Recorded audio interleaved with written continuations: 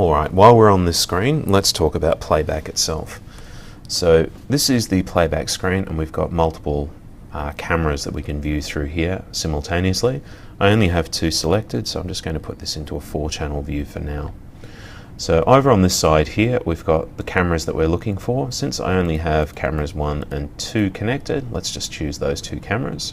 I can choose which days I have recorded. I could go to any other day, except I know that I only have recordings from today. And up the top here, you can select which month and which year if you have enough hard drive space for it. You can also select backwards and forwards through the months from here. So let's just choose today.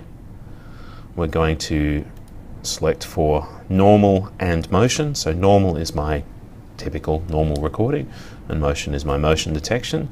I do a search and I end up with these 2 bars. So this is a 24-hour scale across the bottom here. So my recording started at about 10:30 and they've gone on until about now, so 10:51.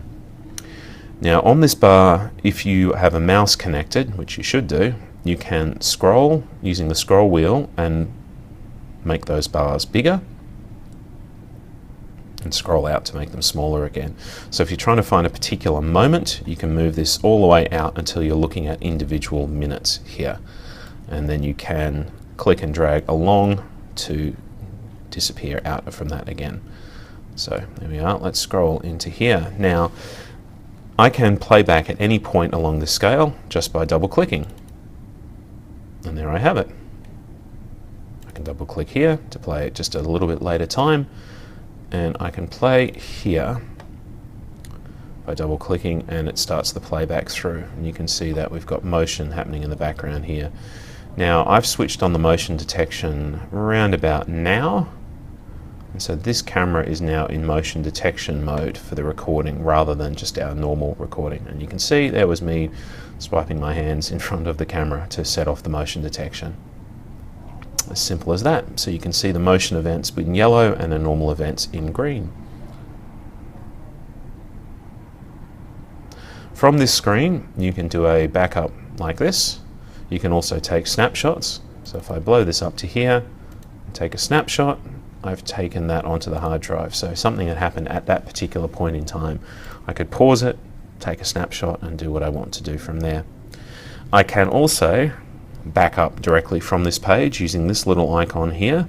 And there's also a backup page at the top here, which I'll get to in a second. So I've got 2 cameras here. I can pick and choose which one I want to record. So let's just say I want the motion from camera 2. What type of file I want, so I can have motion and normal, or just motion in this case. I can choose my time frame, so from 10:43 in the morning if I wish, through till whatever time I want to stop. So let's choose, let's get rid of this, and we will change this over to say 11.